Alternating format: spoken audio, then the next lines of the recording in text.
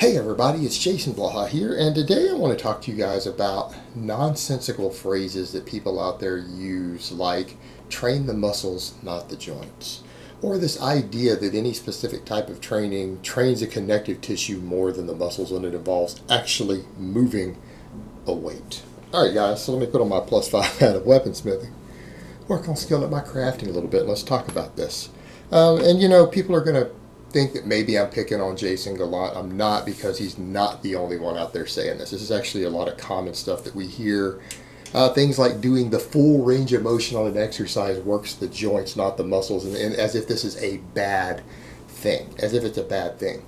When the reality is, and I want people to think about this, how is it possible to move a weight without the muscles doing the work? And again, this is just basic physiology. I don't care whether it's a bench press, a squat, or a concentration curl. There is no point in any exercise where the muscles are not doing the work for some quarter inch of the movement, right? In other words, if you bring the curl all the way down, if you get it started even from a lockout, what does that? Is that the joints moving it, or is it the muscles? No, it's the bicep and the brachialis, right? What about at the top? What if you come all the way up? Now, I'm not talking about up here, but even to here. If we stop here versus if we go a little higher, full range of motion, what did that? The bicep and brachialis. I mean, this is common sense. Same thing could be applied with a big compound movement, other than there's just probably several big muscles involved and some small ones.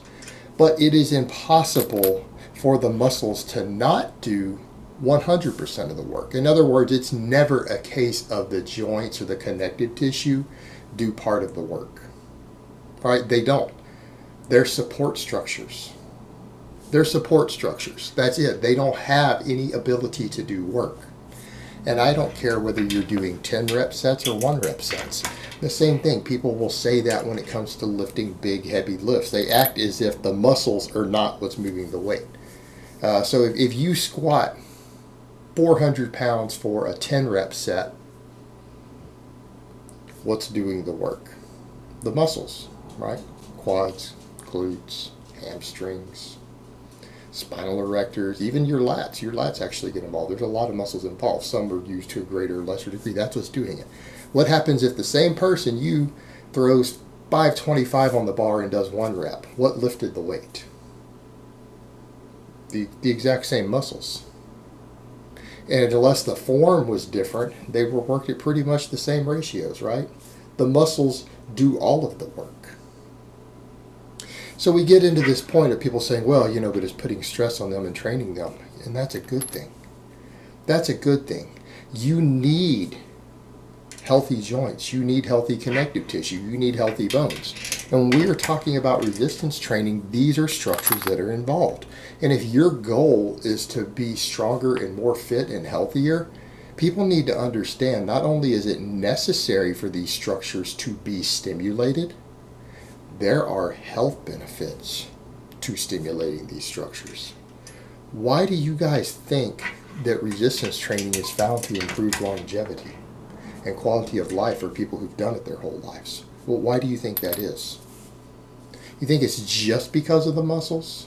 Sure, that's a factor. It's a big factor. We know that resistance training improves insulin sensitivity. That's the big point. Lowers diabetes rates, lowers cancer rates, right? There's very, very good data on that at this point, to the point to where there is no longer any scientific debate on this to which I am aware. There's very, very strong data, not even showing small correlations, but enormous correlations with lower diabetes and cancer rates for people who regularly resistance train. But what about other things? What about osteoporosis? What about knee health, hip health? All right. People who weight train have higher bone density, and usually the stronger you are, the more weight you load up, the higher your bone density is. Why? Because there's a training response. Your bones are damaged by weight training. However, if you train correctly, it's an adaptive response, meaning over time, over the course of weeks, months, and years of progressive resistance overload, what happens? Your bones get stronger. you improve bone density. Well, that bone density carries over later into life, so much so that people who train for a decade, even if they quit training 10 years down the road, still have better bone density than other people in their age category. And if they continue to train all the way into their 50s, 60s, 70s, their bone density, it's not even comparable. It's at a totally different level from the general population. We're talking multiple magnitudes away. It's not just a little bit more, it's way, way on pretty much at extremes you cannot achieve otherwise, that no healthy person walking around comes close to. Bone density, joint health, hips, knees, all these things need training adaptation. And so when we start talking about doing partial reps to avoid working the joints, as if it somehow works the muscle more, it doesn't work the muscles more. Again, in what world does doing the last ditch of an exercise work the muscle less? Common sense. In fact, basic physiology should tell you that the terminal ends of the range of motion of many exercises can recruit muscle fibers that don't get recruited in the middle. If you think about how muscles work, it should make sense that there are probably a few, not a lot, but a handful of muscle fibers throughout a muscle that actually do not get recruited until you get to the very ends of the range of the motion on the muscle and at the joint, right? There's not a lot of them. The vast majority can be recruited through the middle, but there's a handful. So if a person was really seeking to stimulate that muscle maximally, they would probably do their best to regularly train the full range of motion within safe limits. There are a few exercises which the full range of motion is dangerous, but the majority of them it is not, the vast majority. You have the potential for more muscle growth, but when we come to things like joint health, actually loading the joint through its full range of motion makes joints healthier.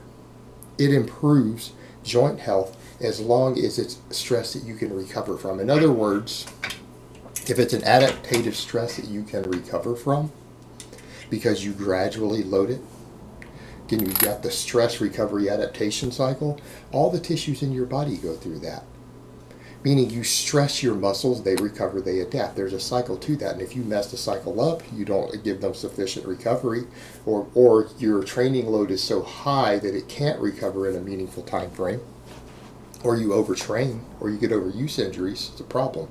But if you keep that cycle correct and you pay attention to proper loading parameters, you give yourself proper recovery, sleep, rest, nutrition, you go through an adaptation and those tissues improve. Well, joints actually get stronger and healthier by training them correctly too. By working joints through their full effective range of motion under load, joint health actually improves in the long term. Your joints will be healthier throughout the entirety of your life. It's again, when we create large muscle imbalances, maybe really, really weak hamstrings with quad dominance, or really, really weak rear delts with strong front delts, improperly loading a joint over time, that can cause problems. Beating up the joints by doing really heavy partials that you can't handle. I mean, a perfect example, rack pulls. Stupid ass thing. Doing rack pulls with double your max weight. Yeah, that can put compressive problems on your spine over time because it's an adaptative stress that your body isn't suited for. Your structure isn't equipped to handle a weight through such a short range of motion that it's double what you could lift through a normal. Same thing, a lot of rack lockouts using 200 pounds more than you could ever press off your chest. Yeah, over time, that sort of stuff can cause problems with joints. But normal full range of motion training, where you follow a proper recovery cycle and you maintain good muscle balance, you keep strong rear delts versus front delts, strong hamstring to quad ratios, things like that. If you do those things, your joint health improves for the entirety of your life by doing full range of motion resistance training. So when people talk about this other stuff, or even same thing with connective tissue and all these things, you want these things to be trained. You want them to be stimulated. You want your connective tissue to grow just like your muscle tissue. You want a hypertrophy. You want thicker tendons. Thicker tendons are less likely to be hurt. Strong joints are less likely to get injured. Strong bones are less likely to break. Proper resistance training carries over to lower injury risk and problems outside of the weight room. The stronger that you are, and I mean true strength, full range of motion, good form strength, the stronger you are in the gym, the less likely you are to get hurt outside of the gym, and the more likely you are to have smaller injuries when you take the same level of trauma, whether it's a gunshot, depending on where it hits you, being hit by a car, falling downstairs, having to grab a heavy, awkward object in an emergency, playing on a playing field in a sport, being in an MMA match. All right, the stronger your connective tissue, your joints, and your bones are, the better off you're going to be statistically in all those situations. You're just less likely to get hurt. It's a good situation to be in. So the idea that you shouldn't be training your connective tissue or joints, absolutely ludicrous. Absolute bodybuilder nonsense. All right, guys, but that's really all I have to say on that today. I hope it's been informative, and I will talk to you guys next time.